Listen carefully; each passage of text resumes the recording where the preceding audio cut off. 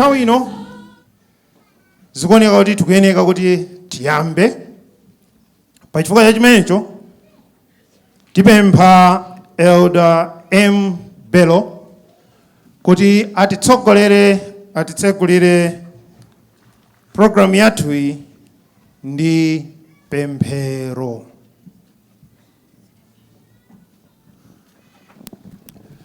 Anthu a Mulungu tiwerame nkhope zathu pamene tikupemphera.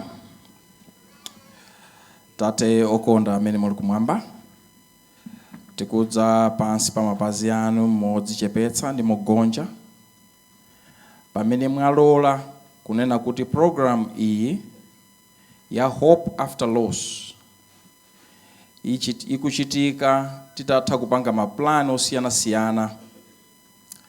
Malingaliro athu monga anthu timangolinganiza zinthu, koma okwaniritsa timadziwa kuti ndinu Mulungu wakumwamba. Chotero tikuthokozani kwambiri chifukwa kuti mwalola kuti programu iyi itsimikizike ndi kuti ichitike. Tikuzindikira kunena kuti tikukhala mdziko latsoka, dziko limene tataya okondedwa osiyanasiyana. Mitima yambiri ndi yosweka. Komano programu iyi mwanjira yapadera inu Yesu tikupemphani kuti ikathe kubweretsa chiyembekezo chodala kwa ife tonse amene takhudzidwa ndi zovuta za imfa mu dziko lino lapansi. Tikuzindikira kuti pamene tikulira, nyimbo zanu, mawu anu amene amabwera kuchokera mu nyimbo amabweretsa chiyembekezo chodala kwa ife.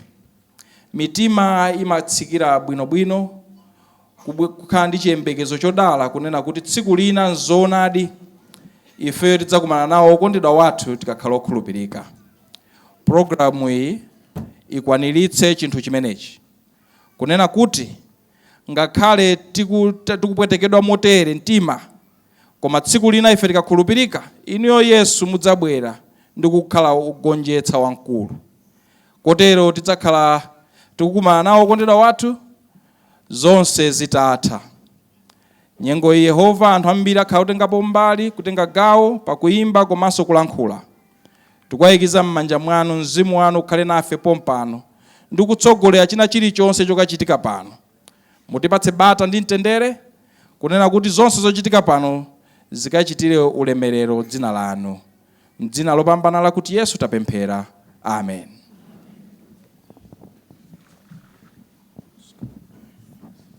Tita kukhala pansi. Kubwino kwa amene tafika kumanzere kwangako kuli mixed voices pakatipa Advent Hope Ministries. Kumanja kwangaku kuli Showers of Blessings, Florence Masea ndi anthu amene ataimbe nawo, ameneno akale akutipatsa programu iyi kupyolera mu nyimbo. Ndimati ntakufunsani, ndani muno anakhalapo ni mwayi osankha kholo?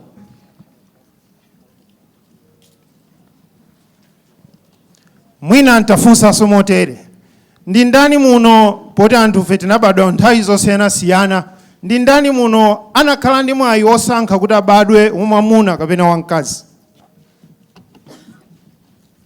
Lophwekerapo, ndani amene adasankha chimwene ache ndi chemwali ake? Pamafunso onsewa palibe chimodzi chimene inu ndi ine tidasankhapo. Pamafunso onsewa palibe chimodzi chimene inu ndi ine tidachitapo kuti tikapezeke kuti ndi kholo limene tili nawo, ife tikhale wamwamuna kapena wamkazi, kapena ndikakhale ndi achimwene kapena achemwali amene tili nawo. Koma pakupita kwa nthawi zapezeka kuti mayamba ano kuzindikira kuti awa ndi bambo anga, awa ndi mayi anga, awa ndi achimwene, awa ndi chemwali. Mmene tayamba kukula ndi pameneno umwini umakhalapo. Komanso mmene nthawi ikupita zikupezekanso kuti ameneno tinayambano kuwatenga kuti awa ndi achimwene anga, chemwali anga bambo anga mmodzi ndi mmodzi ayambanso kuchoka. Achoka chifukwa chokuti imfa inadza pakati pathu.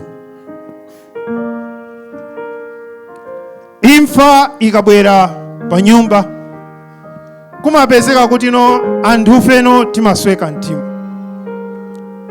Timaona kuti anthu amene tidayamba ifeyo kuwatenga kuti ndi amene tikukhala nawo ndi amenenso akuchoka pakati pathu. Nkumafunsana kwa iwo amene apempedza nkumanena kuti tsopano Mulungu chifukwa chaninso mukundichotsera anthu awa.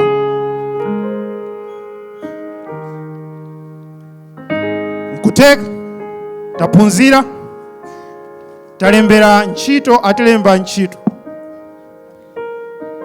Kwapezeka kuti ntchito imene timapemphera kuti Mulungu atipatse ikukathanso. Wasankhiranji ine Mulungu kuti ntchito yanga iti? Ndinali wathanzi pakupita kwa nthawi ilupeza kuti thanzi langa layoyoka. Zifukwa zake pozifunsa ndi pofunsa Mulungu sizikupezeka yankho. Mwachikhulupiriro pakutha pa programu iyi tingathe kukhala ndi mayankho ena kumafunso amene tili nawo. Ndi chifukwa chake wina polemba nyimbo ndi ndakatulo yake analemba mawu otere: ndipenyetsetsa pa phiri, ndiyang'anira mpulumutsi. Yesu analonjeza adzabweranso kudzatitenga kunka nafe kwathu. Nati dikirani, pempherani, yang'anirani, ndidzatenga inu kwa Tate wanga mukakhale kwamuyaya. Nthawi ino timvetsera showers of blessings itiimbira nyimbo ziwiri: ndipenyetsetsa, Yesu asamala. Akatha iwo tikhala ndi utenga umene atipatse Elder Nkolokosa. Akangotha iwo tikhala ndi nyimbo ziwiri zoyimbidwa ndi Florence Maseya. Mitu yake yomwe ili mudzi, ndabisala ndi tetezeni.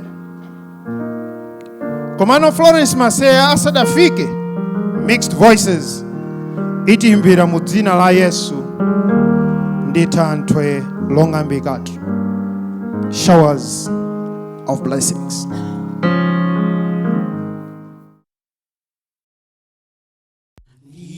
Ndipenyetsetsa paphiri, ndiyang'anira mpulumutsi. Yesu analonjeza adzabweranso kudzatitenga kunka nafe kwathu. Ndipenyetsetsa paphiri, ndiyang'anira mpulumutsi. Yesu analonjeza adzabweranso kudzatitenga kunka nafe kwathu. Nati dikirani, pempherani, yang'anirani,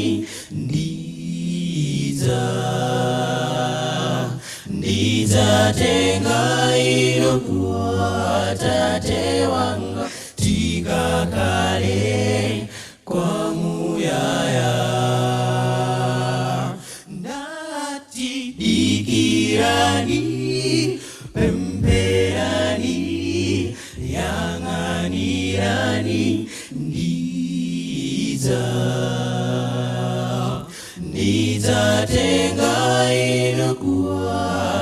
Tate wanga tikakale kwamuyaya. Nati kwa yense ofuna kuka naye mwambata taya za mziko. Tata Yesu mpulumutsi chita chifunilo Yezapata moyo osata.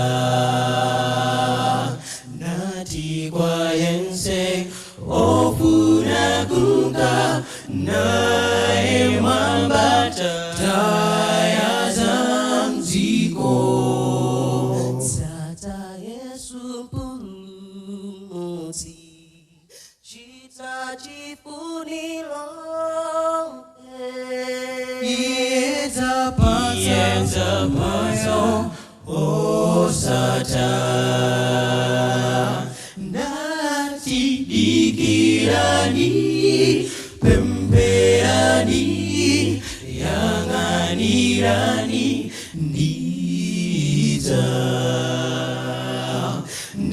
ndizatenga inu kwa Tate wanga tikakale kwamuyaya. Dikirani pemberani yanganirani ndizatenga inu kwa Tate wanga tikakale kwamuyaya. Dikirani pemberani yanganirani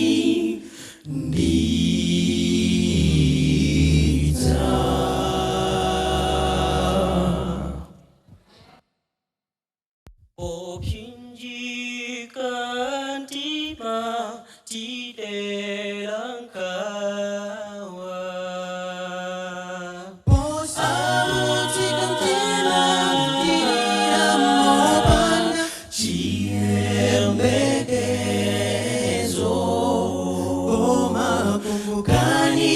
Yesu asamala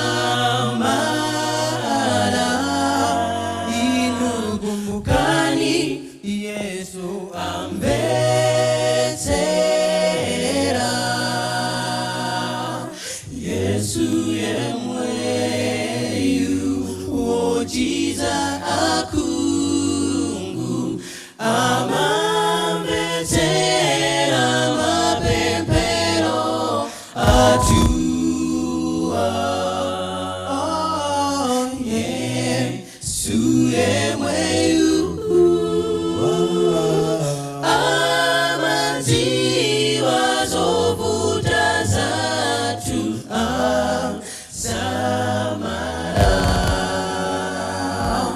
Yesu yemweyu wochiza akungu amambetsera mapempero atua. Yesu yemweyu amadziwa zovuta zatu samara. Ogwetsedwa mpai tinapoka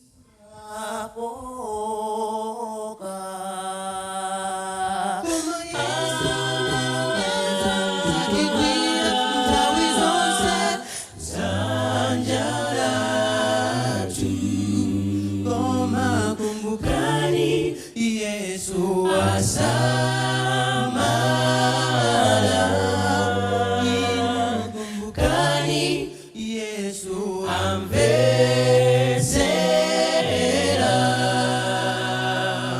Yesu yemweyu wochiza akungu amamvetsera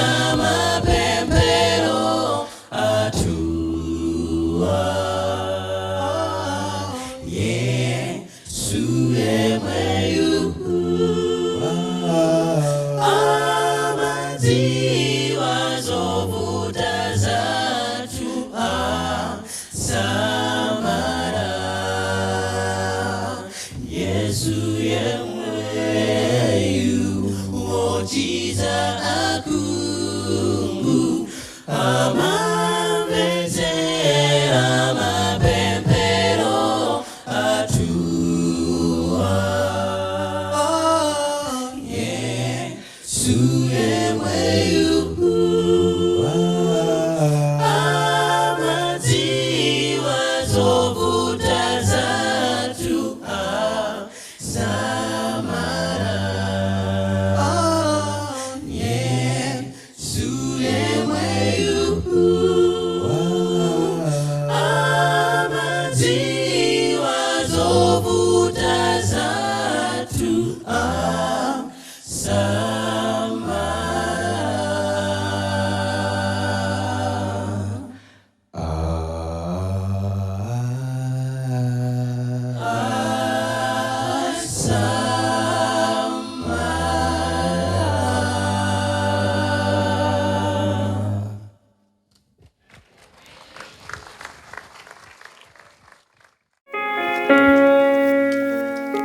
pali maloss ambiri amene timachita experience moyo mwathu. It could be the loss of a job, the loss of property, kapena the loss of a loved one.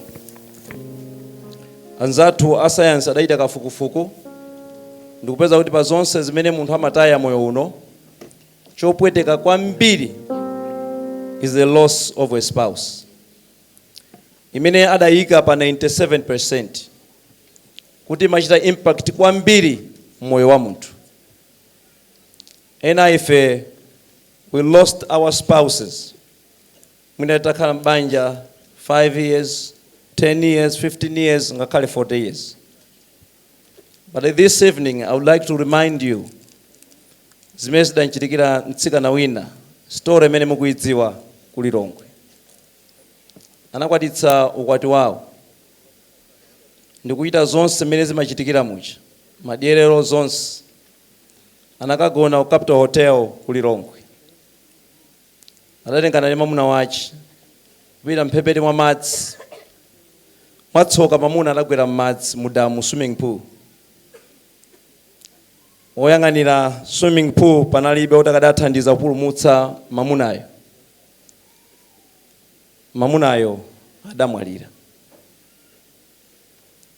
Within 24 hours from celebration to mourning, within 24 hours from a wife to a widow. Posachedwa pa 9 maliro abambo wina amene madzulo atatha kudya chakudya chawo akonena wireless akanema, mayi adatsanzika kuti ndikutsogola ndikagona. Bambo anena kuti ndikubwera, ndifuna ndingonera pang'ono program imene ili pa TV. Ndi mayi anapita kukagona. Mayi akudzidzimuka pakati pa usiku akudabwa kuti nzake palibe. Kupita pa sitting room akukampeza mwamuna wake ali pa mpando koma wamwalira. Moyo uno uli ndi mafunso ambiri amene anthu tikuyenda nawo, tili nawo, amene tikadakhala kuti Mulungu timamuona ndi maso adakhala apa, ndene kukhala pansi ndikumuzungulira ndikumfunsa. Yobu chapter 33 verse 13, Bible likuti mutsutsana ndiye chifukwa ninji, pakuti pa zache zonse saulula chifukwa. Adventist Hope Ministries mena malinganiza chilinganizo ichi kunali kuti akudzayimba nyimbo zopereka chiyembekezo kwa ife tonse amene tadutsa mu nthawi zowawitsa za moyo wathu kupyolera muimfa. Adamukhale maganizo kuti akudzayimba kuzalimbikitsa. Pa 13 August chaka chomwe chino timayika m'manda a founding member of this group, Madalitso Senate. I was there kunchewo tili mnyumba kuti tsopano Maliro akwena kuti atuluke panji.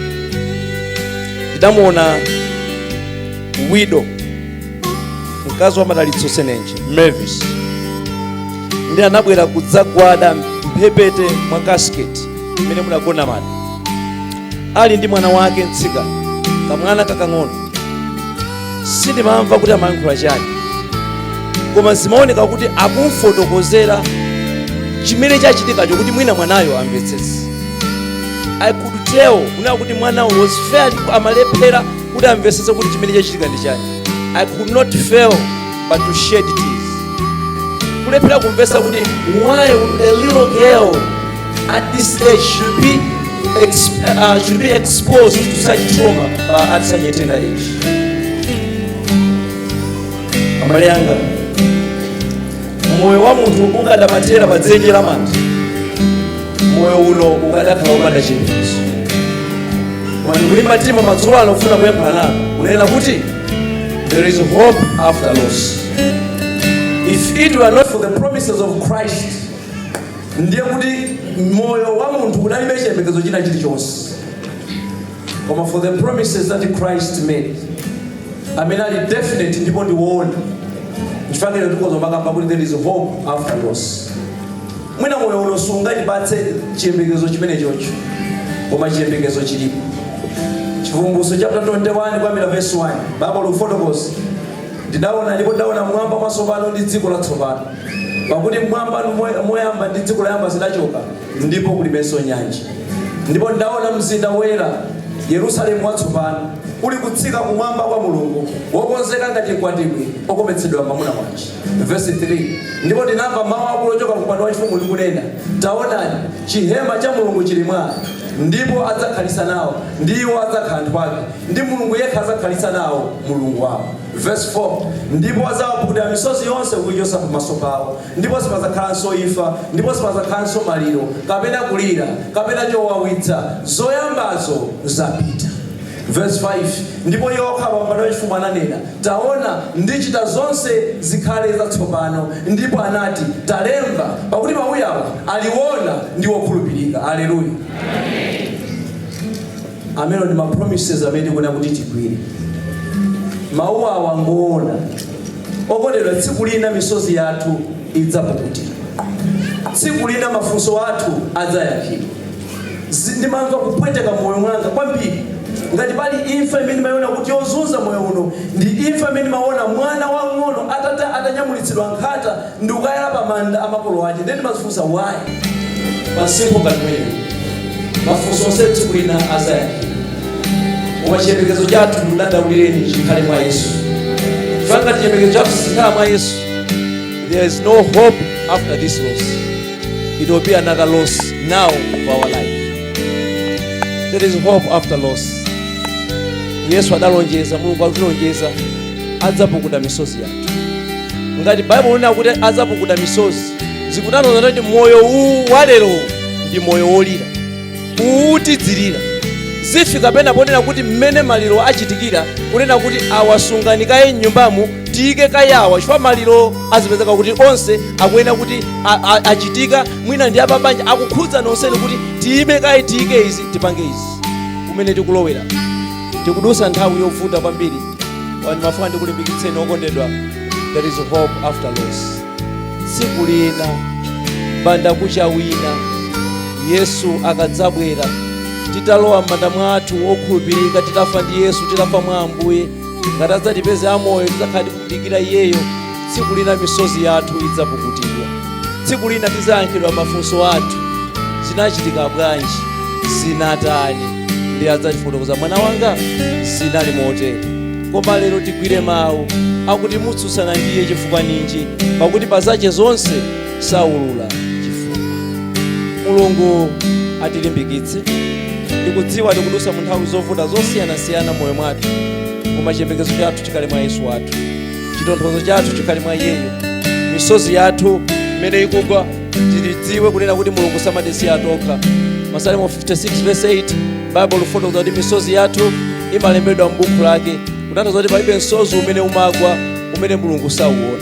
Msozi wina uliwonse umene wagwa kumwamba kumalemba ndi chifukwa chimene msoziwo wagwera.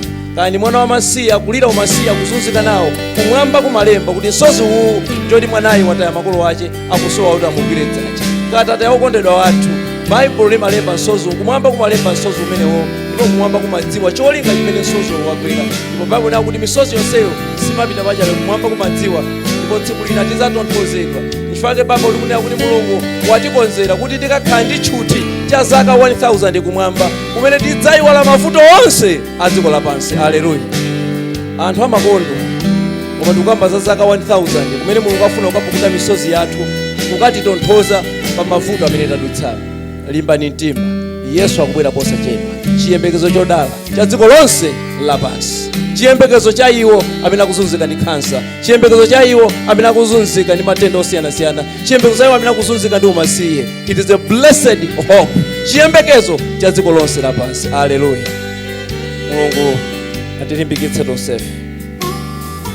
Mulungu akhale nafe mu nthawi zovuta zimene tikudutsa, atithandize kukhala okhazikika kugwira malonjezano amene Khristu adatisiyira.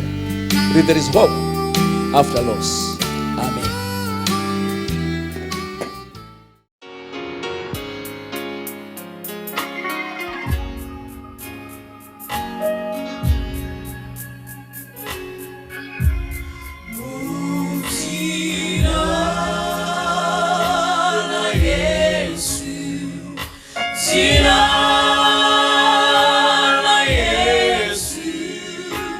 Sing us a cheer.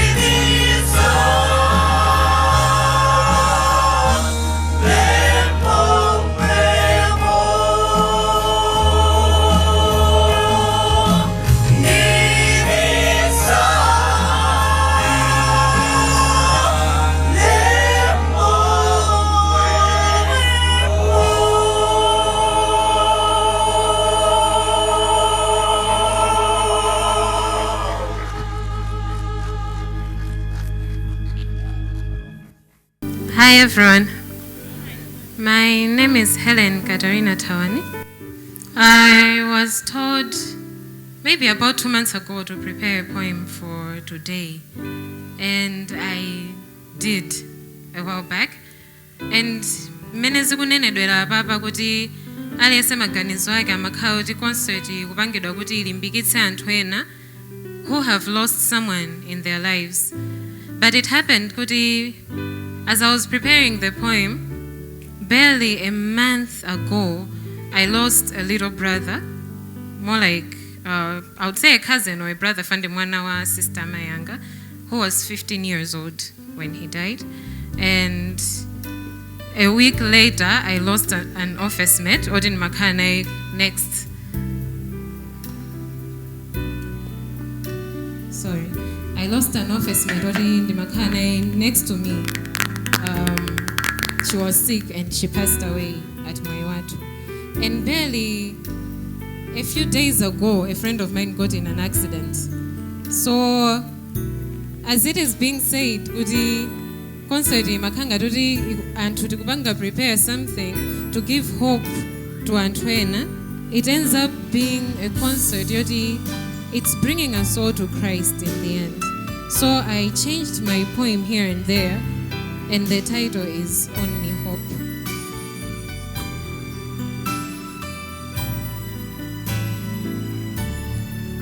I have watched souls broken. I've seen hearts wrecked, dreams shattered, lights dimmed, energy drained, hope lost. I have seen life all of a sudden becoming meaningless. I have asked God the question, why? I have seen him answer by building the most beautiful hearts out of brokenness. Hearts that can understand what the rest of the world cannot understand. Hearts that cannot bear watching another heart stay broken alone. I have seen him come through when all else is lost. I have seen him shine through when darkness creeps in. I have seen him teach me to find my only hope in him. You see, I've once asked him, how can the hopeless give hope? And he's answered me, how can those who know no hopelessness understand how hopeless the broken soul can be? I've asked him, how can one who's lost meaning to life bring meaning to another life? He answered me, tell me, who would best understand how meaningless life can get? I've told him, Lord, it's not easy. He answered me, why don't you leave that to me? And that is when I learned of his never-ending love.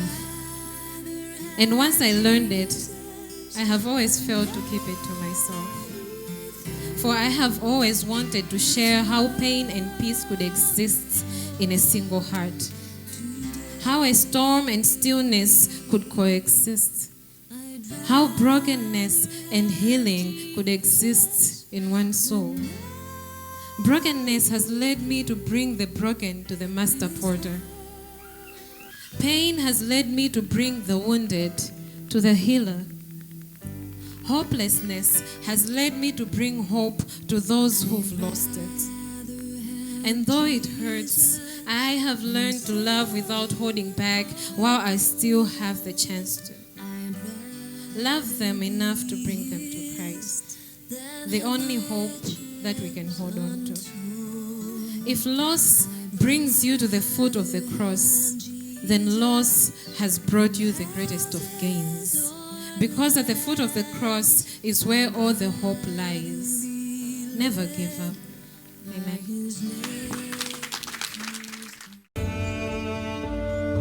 Pamene tikukula,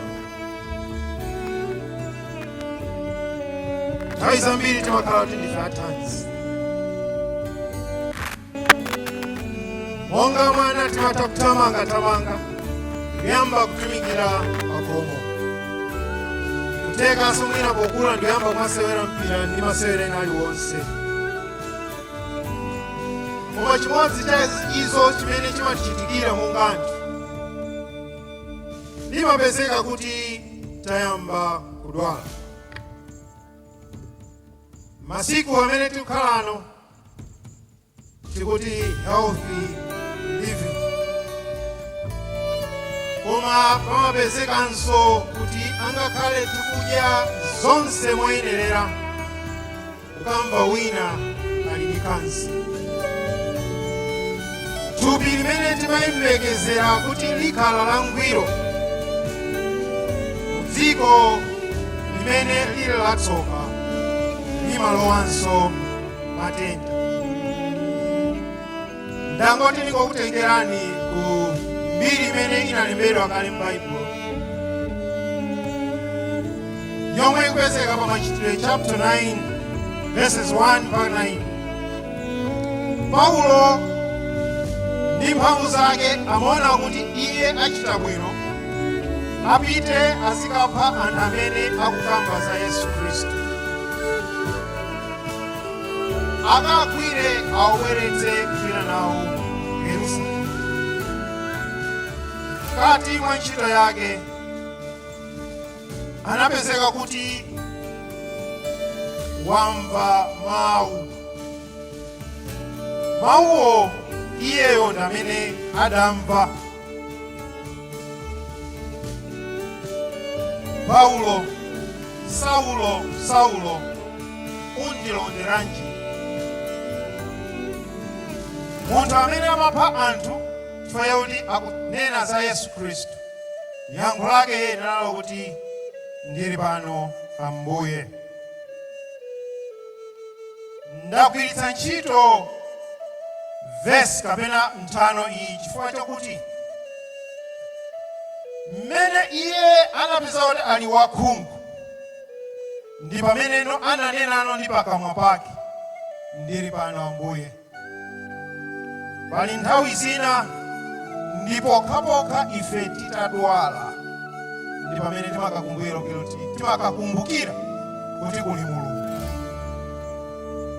Nthawi zina chifukwa chakuti ife tadwala ndi pameneno timakakhala ndi mtima woti tikhale pa nyumba ticheze ndi wana. Komanso nkupyolera mu nthawi yokhayokhayo ndi pamenenso pamaonetsera chikondi cha ife monga pa banja, ndi pameneno malangizo akutipeza chokera pa Yakobo chapter 5 verses 15 to 16 kuti pemphero la munthu amene ali wachikhulupiriro limatha kuchiza munthu amene wadwala. Pa chifukwa cha icho zimakabweretserano kudalirana kwa wina ndi mnzake. Nthawi imene tili pa ntchito titapemphera, Mulungu watipatsa ntchito, mwinanso ndikumaganiza kuti pano pasi ndidzachoka, koma ena dzanadzana lomweli alandira kalata kuti monga kampani yathu imene ilili, inuyonso simukhalanso pakati pathu. Funso limakhala lokuti kodi Ambuye zikutanthauza kuti ineyo sindikuyenekanso kugwira ntchito? Yesaya chapter 55 verses 8 to 9, Mulungu akunena kuti kaganizidwe kanga si kaganizidwe kanu, njira zanga si njira zanu. Monga mmene kumwamba kulili, mudziwa kuti inenso njira zanga zili patali ndi mmene inu mungaganizire. Poganiza kuti ife ntchito yathu, Mulungu sakundiganizira. Nthawi zina chimakhalanso chipulumutso kwa ife, ukapeza kuti mwina ukayambanso ntchito yabwino kusiyana ndi mmene unali nayo. Kona wina poona ukulu wa Mulungu analemba nyimbo yake, He's worthy, God is worthy, Lord God Almighty, Alpha and Omega, beginning and the end. Holy, holy Lord God, God Almighty, which was and is to come. Era nyimbo 4 zimene atatimbire a Advent Hope Ministries. His worth mulidzuwa Yehova ndiye potawira. He's worthy and worthy, Almighty Creator, Alpha, Omega, beginning and the end. Holy, holy, O God Almighty, which was and is to come. He's worthy and worthy, Almighty Creator. He's worthy and worthy, Almighty Creator, Alpha, Omega, beginning and the end. Holy, holy, O God Almighty, which was and is to come. Hallelujah, hallelujah,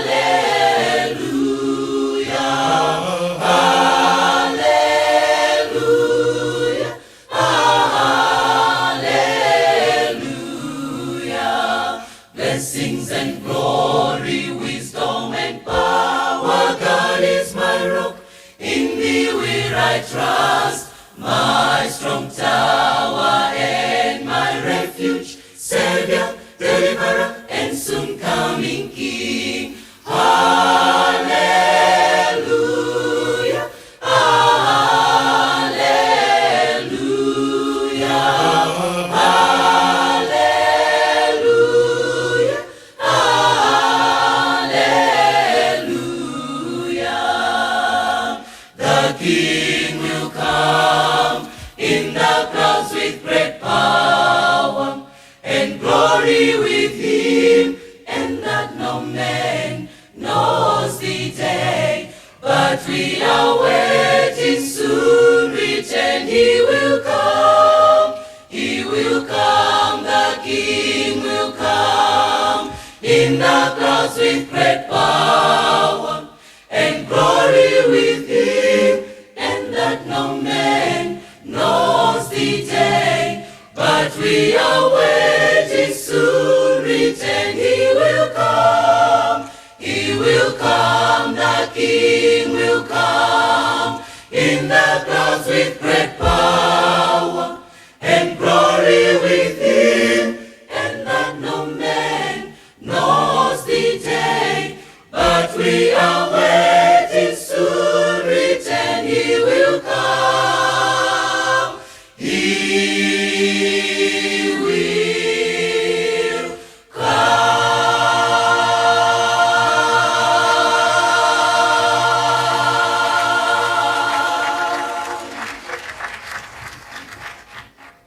Mulitu ampiri muja, mulitu wanyanjamo, wala kwake kumagwera pamau, zupomsepo, komatu alopambana, lilintima mwangamo, kambako mebukalitsa kulitu, walo wala, mulitu wala kuwalitsa, mulitu wantimanga, Yesu atachotsa ndima, mulitu wantimanga.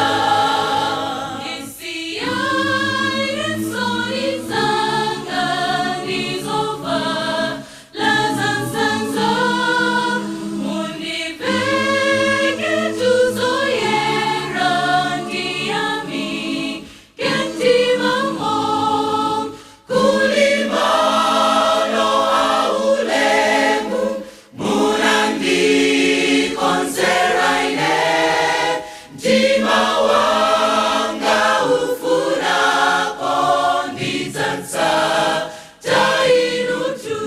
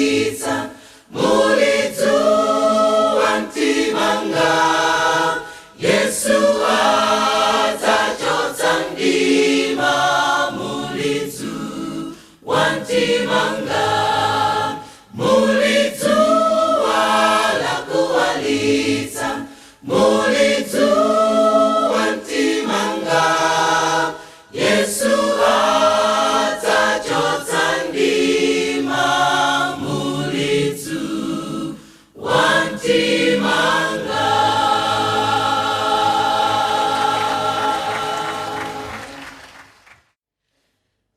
Yehova ndiye potawira patutandizo mumasauzo, ngakale namondwe mpepo zivute, anake samachita manta, chinkana mapiri atasuntika, sindigwereze kalikonse, ndikonda kunena za mpulumutsi, kwa ine iye alitumfalizonse.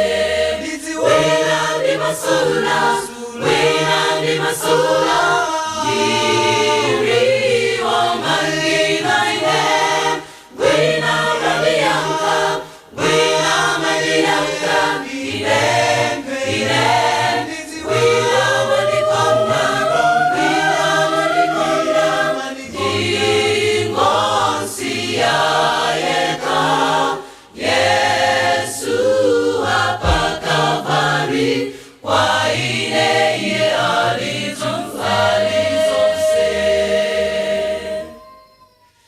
Chinkana vutoma Yesu achitika, amakala pafupi nane, asangalatsa ine nkaso wa chimwemwe, napukuta misonzi yonse, achinjiriza ine mtunzi wa imfa, mpaka ndikafike kwatuko.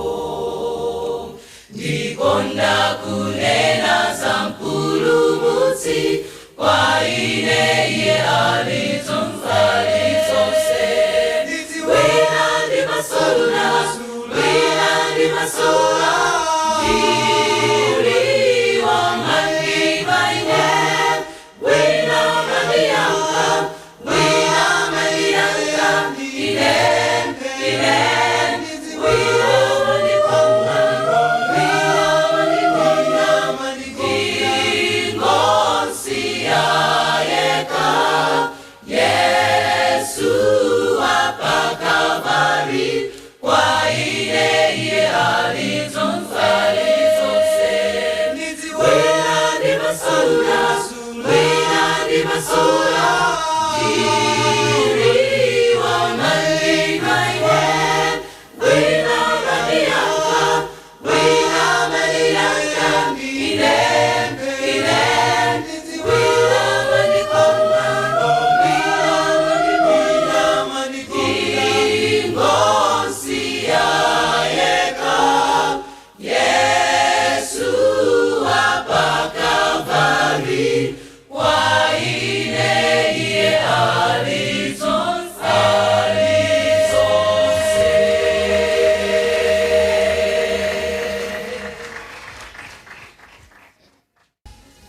Nila mungadawe, chifukwa chani, ndimakonda Yesu, kuntumikira, ndakopeka mtima, chikondi chake, malonjezo ake ndiachikalile, ndimakulupilira Yesuyo, ndimalonjezo ake, sama gwina Yesa, iwo lalilika, sama gwina Yesa, aliwa chifundo, chisomo chake ndapulumuka. Yesu yekha ndiye mongolo wanga, iye amadziwa za moyo wanga, za tsogolo langa zili manja mwake, ndimakhulupirira Yesuyo, ndimalonjezo ake samagwizalitsa, ndiwolalika samagwizalitsa, aliwa chifundo.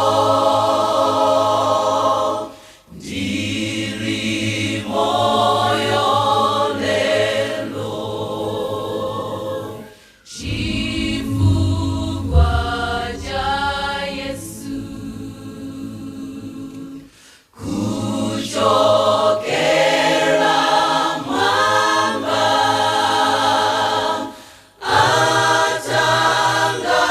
atangataine,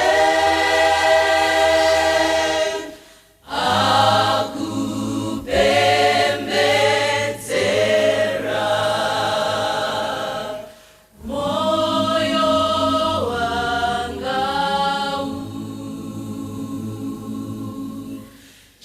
chidwi chake chonse chili pa ineyo, ndimakhulupirira Yesuyo, ndimalonjezo ake samagwizalitsa, ndiwolalika samagwizalitsa, aliwa chifundo, ndimakhulupirira Yesuyo, ndimalonjezo ake samagwizalitsa, ndiwolalika samagwizalitsa, aliwa chifundo, samagwizalitsa, amalimbikitsa, amapuzayetsa, aliwa chifundo,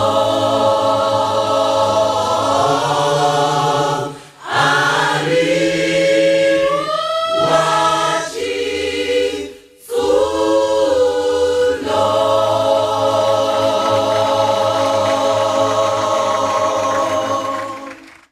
chifundo. Nthano ikukambidwa ya mwana amene amapita ku chipatala.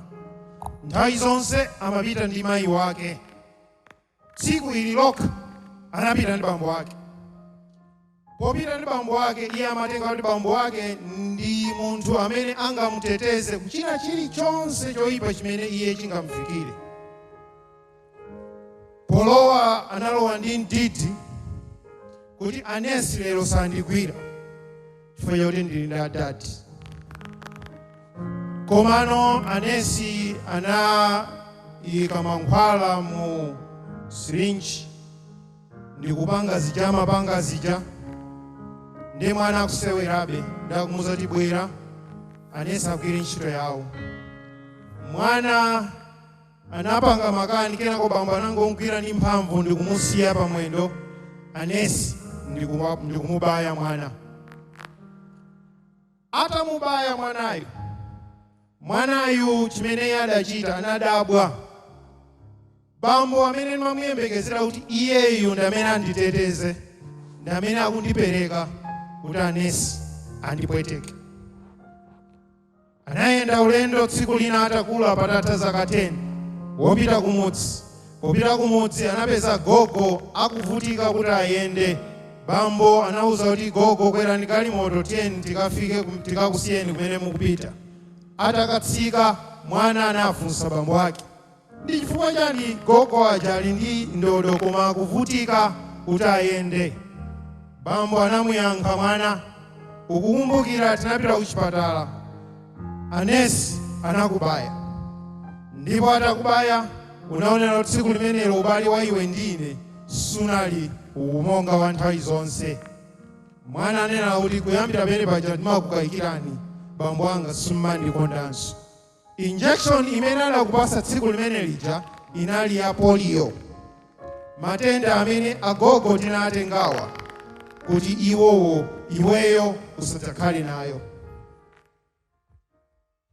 Ndi pamene adazindikira chikondi cha bambo wace.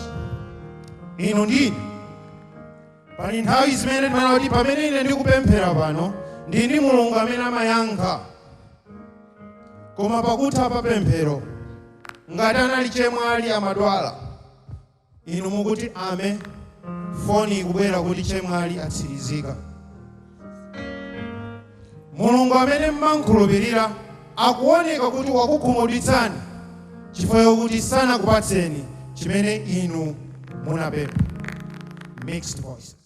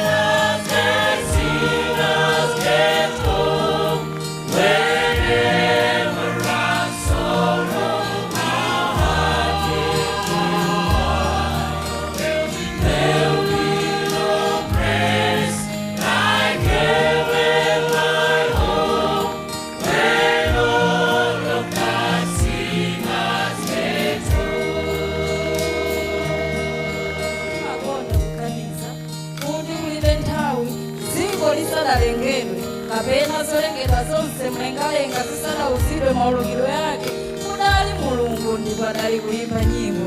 Nyimbozi zidali zokoma moti zimayenera kumveredwa.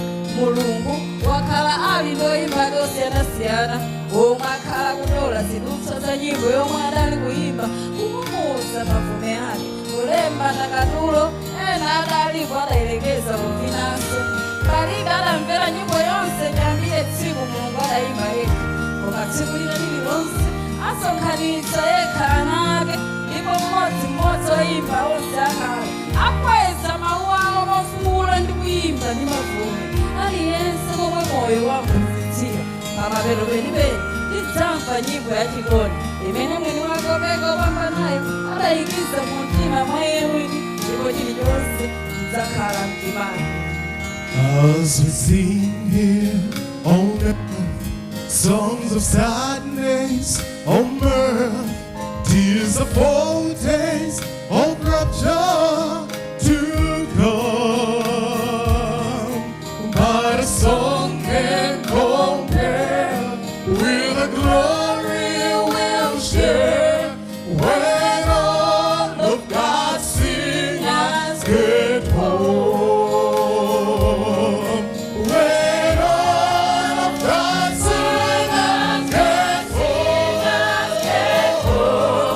When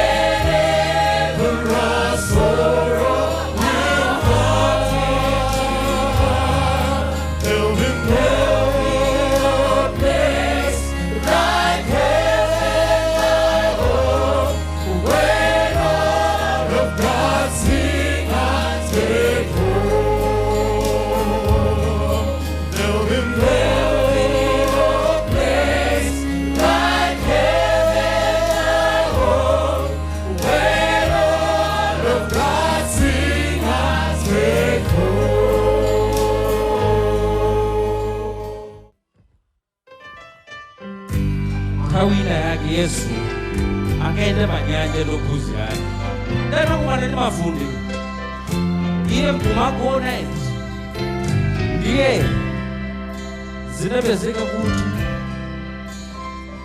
anthu amene nawo mbwato mwana kwiya ndi atakwiya adapita kukandzutsa ena nkuganiza kuti mwina adapita kukanguza ambuye tadzuka koma ndithu ena munalakha amavuvu ngati Simoni Petro chatikudziwa kuti ndithu sitinganeneretu mwina kunali ambuye tadzuka kozi zinthu zidafika poti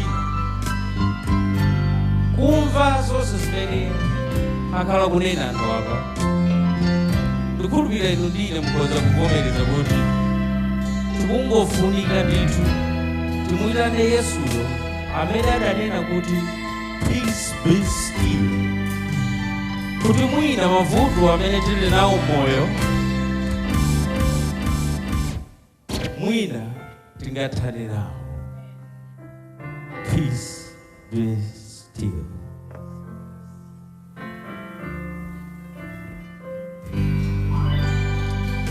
Ndiye kuti adapita kwa Yesu ukangibwejeza amvekere Master, the tempest is raging, all the billows are tossing high, the sky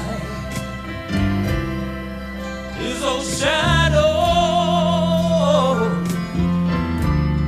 blackness, oh, no shelter or help is nigh. Careless thou knowest that we perish.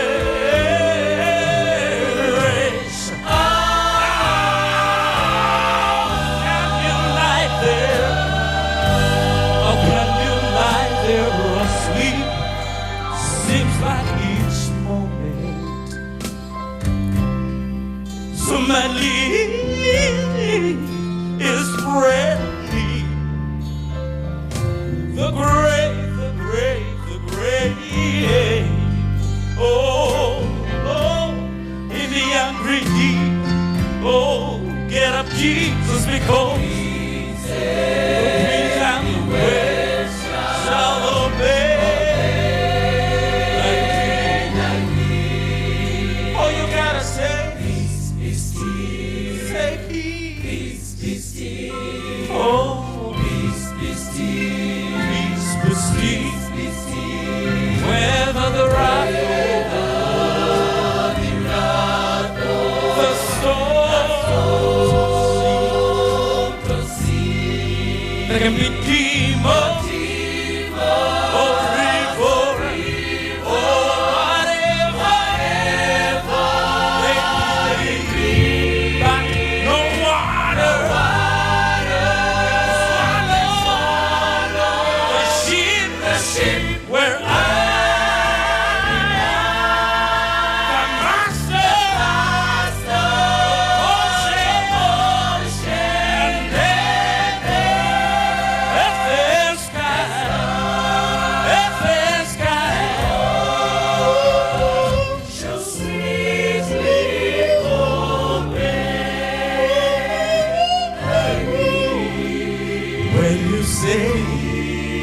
I just want to hear you say peace be still.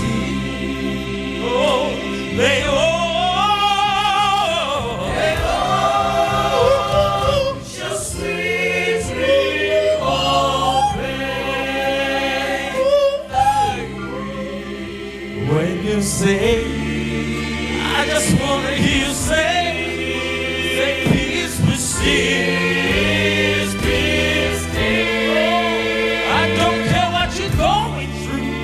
I don't care what I'm going, 'cause I know there is something.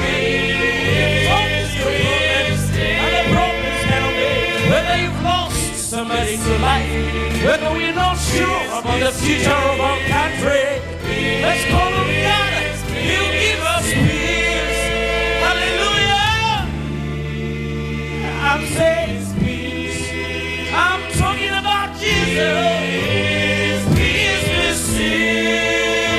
Hey. We're about to lose. About to lose.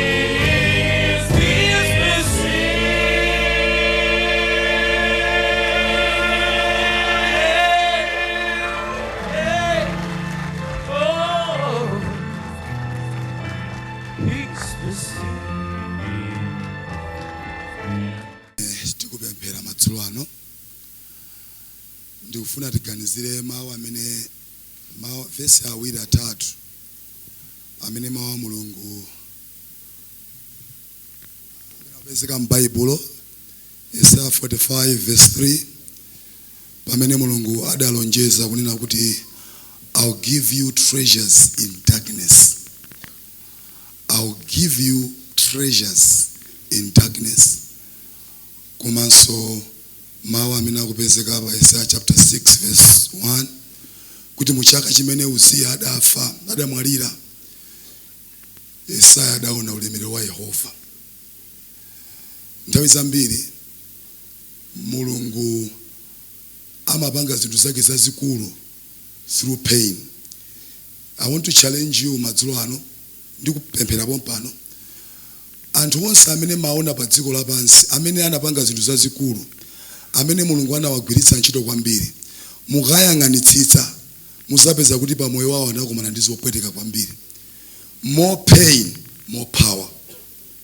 More pain, more power. Look, aliyense amene Mulungu amagwiritsa ntchito kwambiri tukhala mu mbado umene nthawi zambiri timangofuna zinthu, timangofuna ma blessings, koma kuti munthu akugwiritsa ntchito kwambiri Mulungu there's a process. Timangofuna ma results. Yesu akunena kuti mu Yohane chapter 15 verse 2-3 akunena kuti iye amene amabereka zipatso kwambiri Mulungu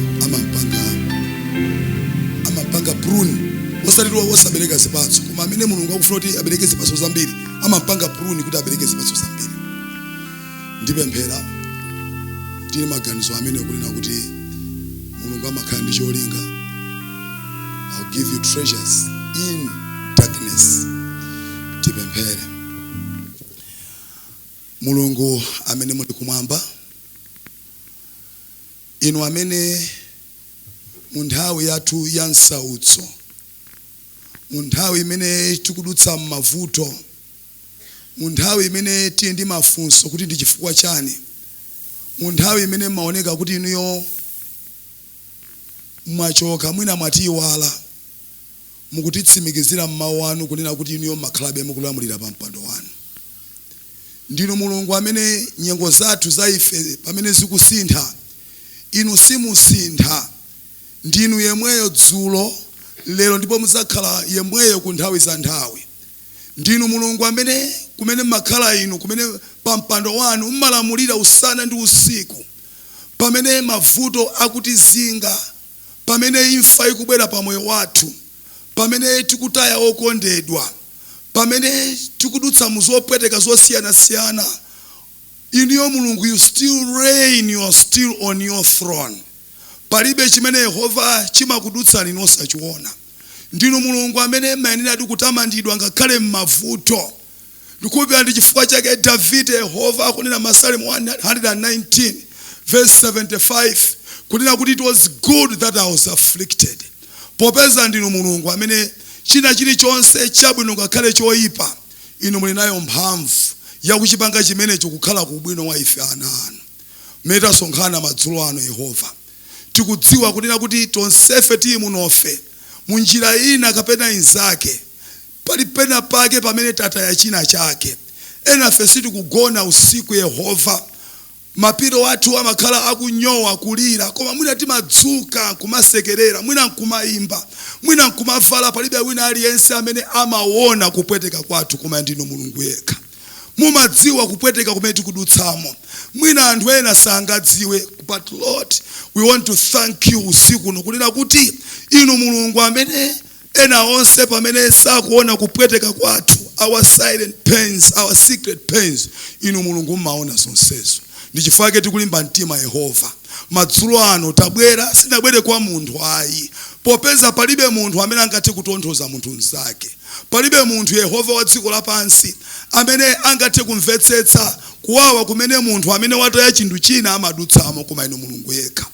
Tikuyamika mulungu chifukwa munthu oyamba, inuyo ndinu oyamba kumva kuwawa kukutaya, popeza inuyo ife titachoka pamaso panu ndikuchimwa, titachimwa, inuyo mudamva kupweteka kwa kutaya chinthu china pamene ife tidachimwa. Koma tikuyamika monga mbusa wanga wapempherera kale Yehova, kunena kuti potumiza mwana wanu munabweretsa chiyembekezo, kunena kuti ife opanda chiyembekezo m'mavuto wathu tikhale nacho chiyembekezo. Zikomo Yehova kuti imfa ya Yesu Kristu imene idagonjetsa imfa, popeza iyeyo adauka nakhala ndi moyo, nagonjetsa imfa, yatipatsa ife chiyembekezo muchina chilichonse. Chifukwa madzulo ano Yehova tikufuna titukulire wina aliyense amene ali muno, amene akudutsa munyengo zowawa, mwina walephera mayeso, mwina Yehova wataya mbale wake okondedwa, mwina akudwala,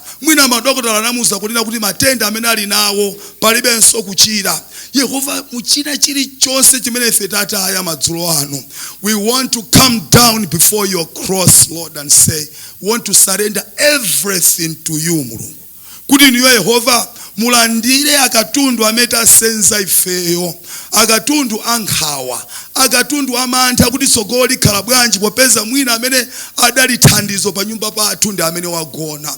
Mulungu inu ndinu mulungu amene muli bambo pamene palibe bambo. You are a father to the fatherless. Mulungu ndinu thanthwe lothawirapo pamene ifeyo tazingidwa. Ndinu mulungu amene mumakhala bwenzi kwa anthu opanda bwenzi. Mulungu tikulakalaka wina aliyense amene wabwera ndi kupweteka kwake madzulo ano, mwina ali kutsogolo kuno akuyimba, mwina ndi mulaliki, mwina ndi mbusa, mwina ali ndi china chilichonse anthu amaona ngati popeza ali ndi ndalama ndiye kuti sakusowa kanthu. Koma Yehova musopweteka zathu, tikulakalaka iniyo mutitonthoze. Tikufuna ifeyo Yehova mukhale mulungu wathu, mutichiritse kudalira pa anthu, mutipatse Yehova kuyang'ana maso wathu pa inu nokha. Chifukwa inu mulungu ndinu mulungu amene mmakhala a shelter in the storm. Pamene Petro adayang'ana anthu adamira, pamene adayang'ana mphepo adamira. Ife sitifuna kuyang'ana munthu madzulo ano, tifuna tiyang'ane pa inu Yesu Kristu. Mulungu mutigwirizitse, mukhale thandizo lathu usiku no pamene aliyense akutuluka pa khomo apo, mwina kupweteka kusungathere muno, koma tikulakalaka Yehova tonsefe mutipatse kudalira pa inu munyengo zathu zowawa. Mbale wathu amene tidatasi amene adagona senenje, tikudziwa anasiyana anasiya mkazi, tikulakalaka inu mulungu mukhale bambo mu nyumba imeneyo, mukhale thandizo lache, mukhale poyang'anapo usana ndi usiku, pamene abwenza apita ukagona, pamene mwina akuganizira usiku. Yehova inuyo ndi angelo anu mukhale pambali pake. Tikuyamika Yehova chifukwa cha mzimu wanu woyera.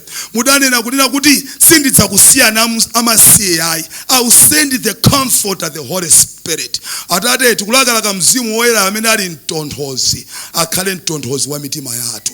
Mumbado umene umaoneka ngati uli ndi china chilichonse, mumbado wa ma fake relationships apa Facebook ndi WhatsApp, we want Jehovah a genuine relationship ndi inu Yesu Kristu. Tikulakalaka mulungu mukhale nafe. Mwina mwache timatha kudusa muzowa ifo chita kuchibwerani. Tikulakalaka Yehova ngati wina wake akudusa muzowa kupatikizana mtumiki wanu, chifukwa titida kuchibwerani pena pake mutikhululukire. Tikamatuluka pano Yehova, we want a new beginning. Inu mulungu amene simawerengeraso za mbuyo, mufufute kale lathu lonse and give us a new beginning.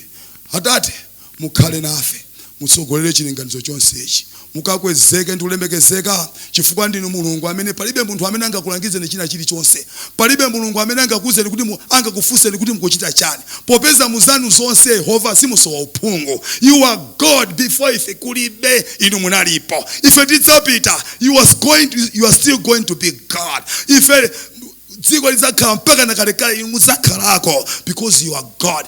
Simukufunanso kuti wina akuwuzeni kuti ndinu mulungu popeza ndinu mulungu ngakhale ife takhala tikulibeko. Simusowa Yehova our praise because inuyo mulungu ngakhale ife tapandira kuti amandani iliyo ndinu mulungu panokha. Mulungu zikoma kwambiri kuti mwatilemekeza madzulo ano kuti ngakhale zili choncho tingathe kubwera kuti m'mavuto wathu we can still praise you.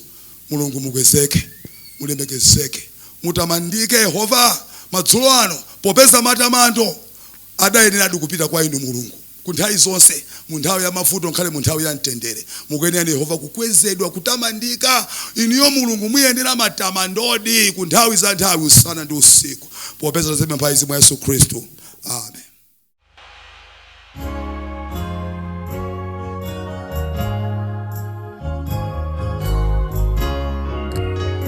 Mtima wanga uyimba pokumbuka mavuto wa ndiwo sakalisa kumana na wonjira yonka mwamba ziko lino sinzakalitsa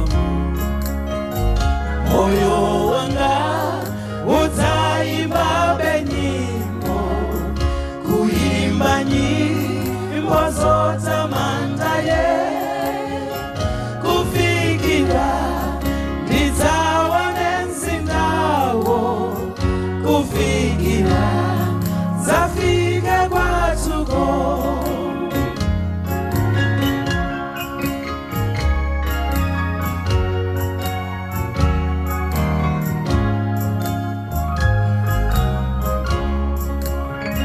ngakalenti komane ndizisoni ukondera ndalekana nawo zayimba be podziwa tsiku lija ndidzakomana nawo mwambapo moyo wanga udzayimba benyimbo kuimba nyimbo zotamanda ye kufikira ndidzawa nenzindawo kufikira zafika kwatuko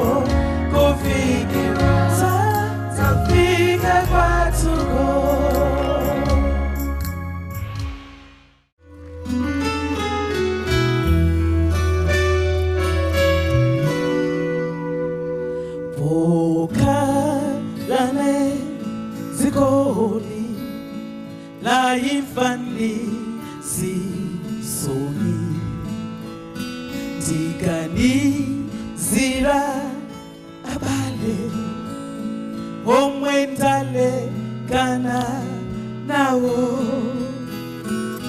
ndikumbukira nyimbo ine ndinkaimba nawo ndikumbuka nsonkobe zawo za chimwemwe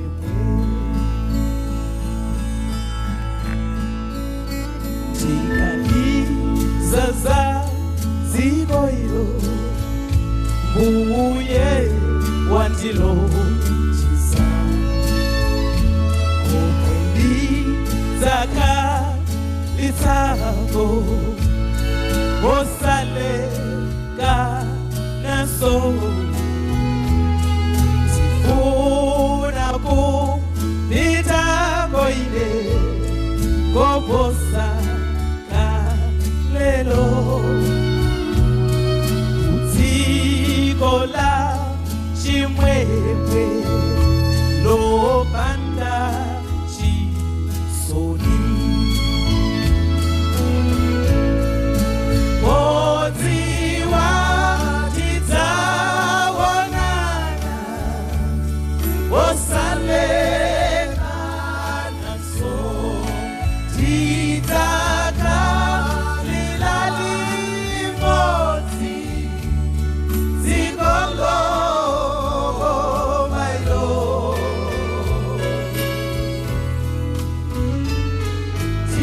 tikaimbe sonyimbo tifuna kupitapo moziwa kuti tidzawona naso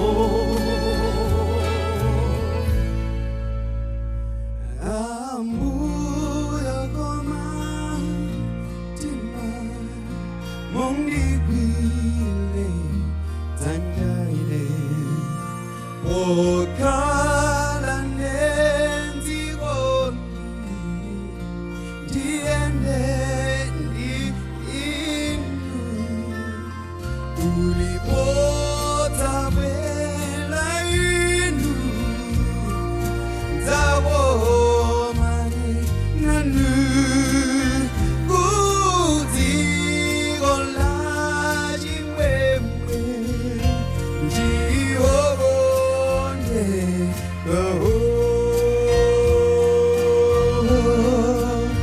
modziwa tidzawonana osalekana so tidzakalila limodzi zikongo mailo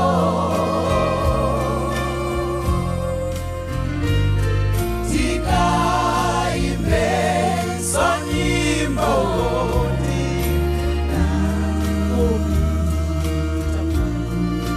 modziwa kuti tidzawona naso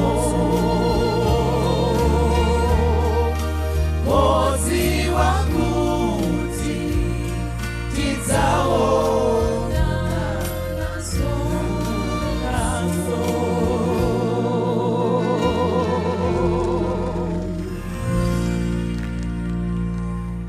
timalize mote nthawi zina madalitso timakhala nawo kuchokera kwa Mulungu osati pa zimene iye watipatsa komano pa zimene iye watenga. Ena ife takhala adindo okhulupirika ku nyumba chifukwa kuti kholo lathu linapita. Chipanda kholo kupita, bwezi ena aife titalowerera. Ena aife business yathu yaenda bwino, kapena kuti ikuyenda bwino chifukwa kuti ntchito adatichotsa. Munjira ina nthawi zonse pa zimene ife tazitaya sikuti Mulungu watitaya, amakhala ali nafe. Kwatsala nyimbo ziwiri zimene adatiimbire a Advent Hope. Ndimati ndikuthokozeni kuti angakhale tinayamba mochedwa, takhala tili limodzi, mwakhala audience yabwino. Chachiwiri ndimati ndithokoze banja limodzi limene lapangitsa kuti inu ndi ine tikangopeza matiketi iwo sitipereka, komano tidzalowe malo ano iwo atapereka kale zonse kuti tikathe kugwiritsa ntchito. Banja la Mpinganjira ndi limodzi limene lachita kwakukulu kuti ife tikathe kukumana malo ano. Pali anthu ena amene adzipereka ku zawo zimene Mulungu adalitsa kuti tikathe kugwiritsa ntchito popanda china chilichonse choti ife tikapereke. Asanatiimbire nyimbo zotsiriza a Advent Hope Ministries, Mr. Mpinganjira, bwerani mutilankhule.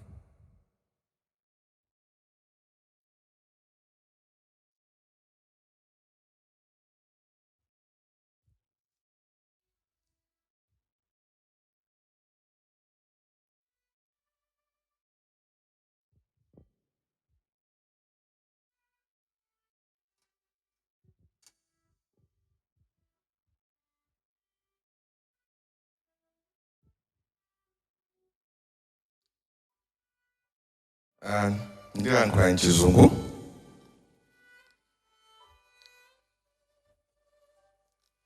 And I'm here on behalf of Dr. Mpinganjira, who couldn't be here tonight, and the Mpinganjira family.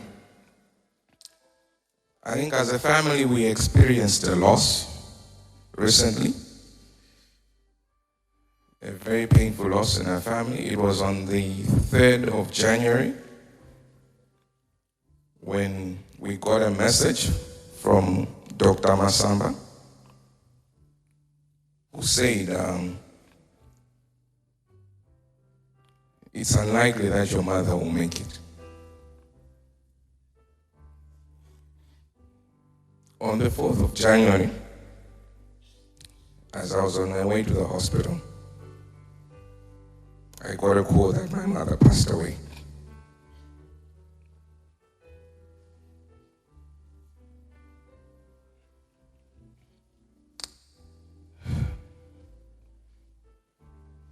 It's been a tough time.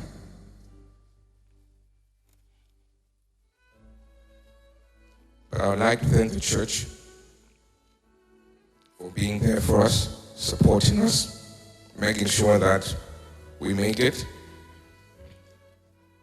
And please continue doing so. This has been a very wonderful night. And I would like to thank you all, the musicians, for the musical talent that you showed tonight. I would like to thank Advent Hope Ministries for organizing this. It's been a fantastic night. I wasn't sure if I would make it. I thought it would be too emotional, but I'm glad I did. Thank you all, and may God bless you.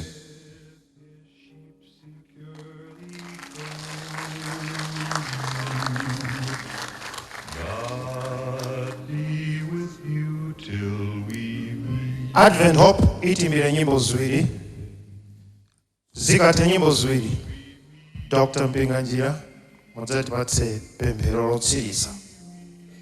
Munali ndi ine Zichepe na Malima. Maranatha, Maranatha, tikuimba ndi chimwemwe. Yesu awera, osachedwa, kala okulupirika, kufikira imfa yako. Yesu awera,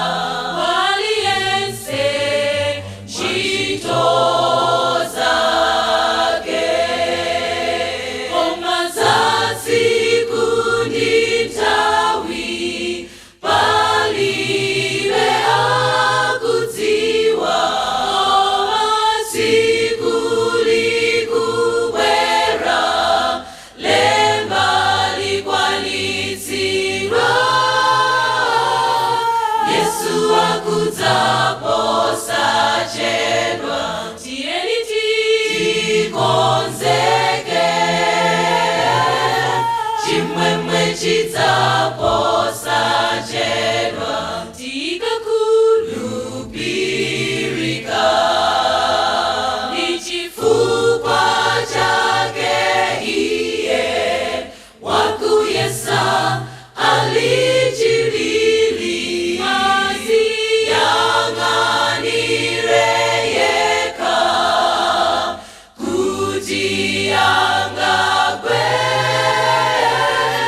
Yesu akudzaposa chedwa tiyeni tikonzeke chimwemwe chidzaposa chedwa tikakhulupirika Maranatha, Yesu Kristu akubwera fumu yathu ikuja chidzakhala faida zagonja. saletseka indani Maranatha, Yesu Kristu atutsa chiyembekezo yathu ikuja chidzakhala madenda akazagonja. saletseka indani Yesu Kristu akubwera fumu yathu ikuja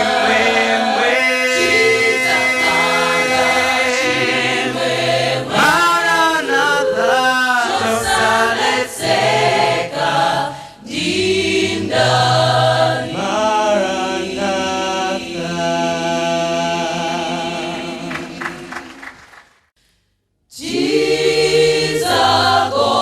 Tidzagonjetsa Yesu akadzabwera tidzapita kumwamba kwa Atate komwe sitidzafanso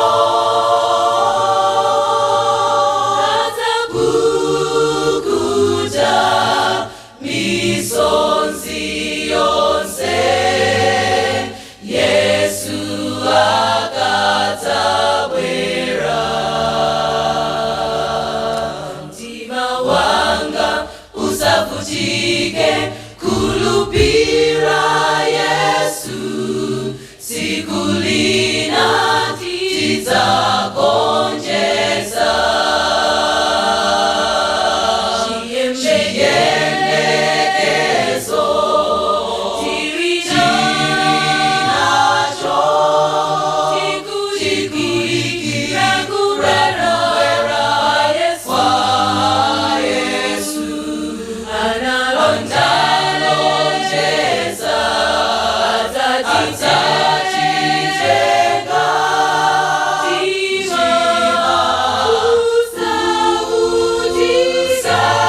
usavutike kulimpoto ya moyo sata onseona mwaambuya dzauka poyamba chiyembekezo chorala tiri nacho siku lina tidzagonjetsa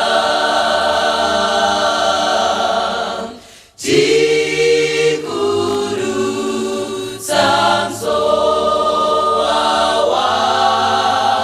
matenda ndi maliro koma Yesu sazengeleza nalo lonjezano lopambanalo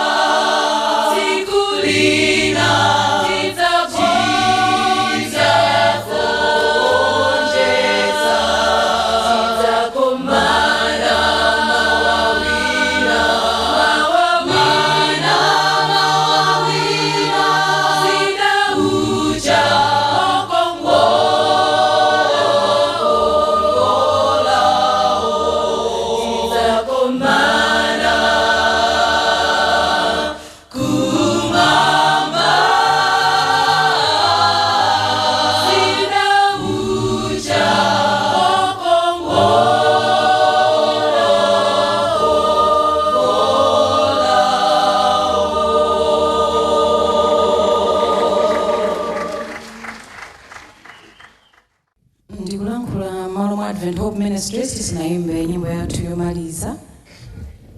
Funa choyamba kuthokoza nonse chifukwa chochita spare nthawi yanu madzulo ano kutsakhala nafe nkhaiti nayamba mochedwa.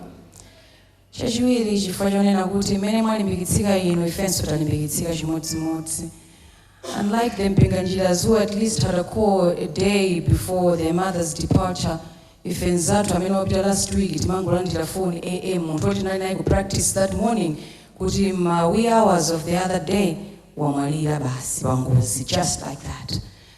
And this is a man, this whole program, Dr. Mpinganjira himself and Madalitso, one-on-one, the man achiyamba chinthuchi, ife ena afanati batsira chikupita kumapeto kale.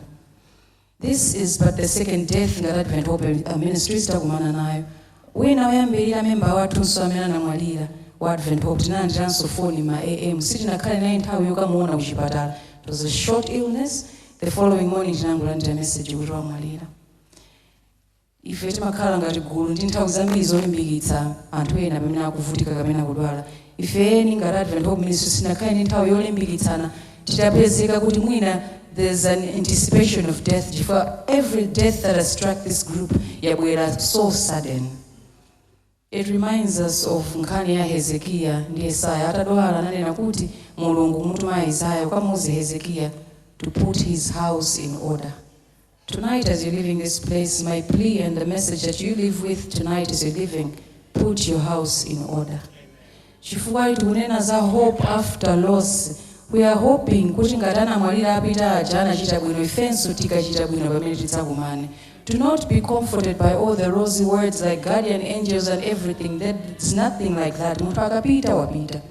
Winanso ngati usanachite bwino kadzapita, there's nothing like meeting. Meeting imene tikukamba, hope imene tili nayo ndi anthu amene anachita bwino awiri kukumana. Tonight as you leave this place, be comforted in the same Lord that has been comforting us. It's been a hard week, 2 weeks to say, chifukwa once exactly tomorrow, kuti madawa kanisa 2 weeks chimwalilireni. Koma we still hope kuti tidzakumana naye ngati ifenso titachita bwino.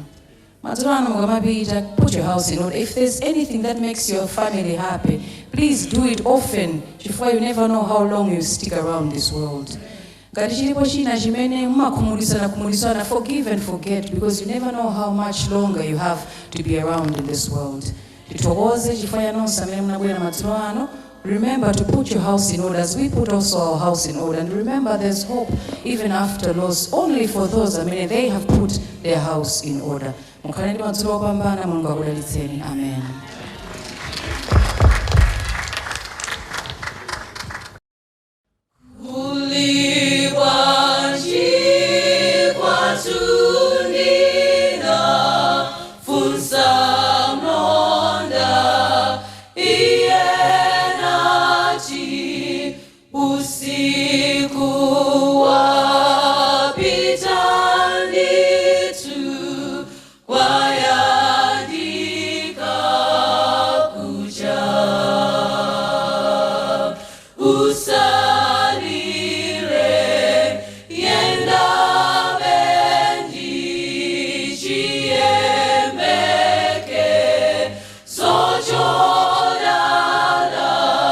Mpaka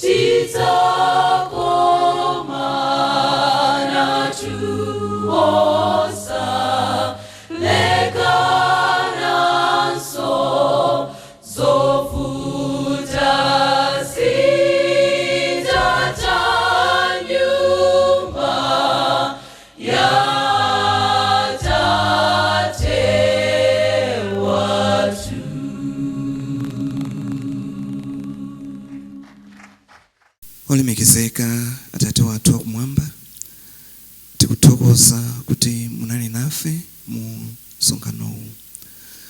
Thokoza chifukwa cha nyimbo zabwino zimene zayimbidwa kutonthoza mitima yathu. Ndizoona Yehova kuti tipitirira kukumana ndi mavuto kufikira kubwera kwa Ambuye wathu Yesu Khristu. Tiphunzitseni kukhala okonzeka kuti pamene imfa itipeza tikhale okonzekera kudzalowa mu ufumu wanu. Kuwukira nzochimwa zathu zonse. Tiphunzitseni kukhala anthu opirira komanso okondana wina ndi mnzake, kutonthozana pamene zinthu zavuta. Zikomo kwambiri kuti munali nafe, ndipo tikupempha kuti Mzimu wanu woyera apitirize kutitonthoza komanso kuchiritsa mabala amene ali m'mitima yathu chifukwa cha imfa zosiyanasiyana zimene takumana nazo abale athu atisiya m'dzikoli. Tikupempha tsopano kuti mutiyendetse bwino pamene tikubwerera, ndi kuti mutipulumutse kwa oyipayo, komanso musatitengere ife kokatiyesa. Ili ndi pempho lathu mwa Ambuye wathu Yesu Khristu. Amen.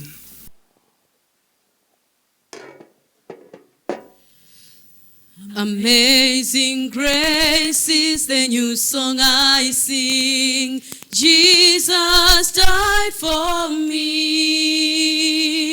Living by faith is the theme of my living. Serving God and be faithful till death.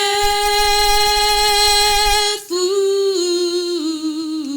When this life is over and the work is ended, Jesus Christ to come and take me home, where there'll be no sorrow, all is peace and joy, forever we will sing. Mulungu watu,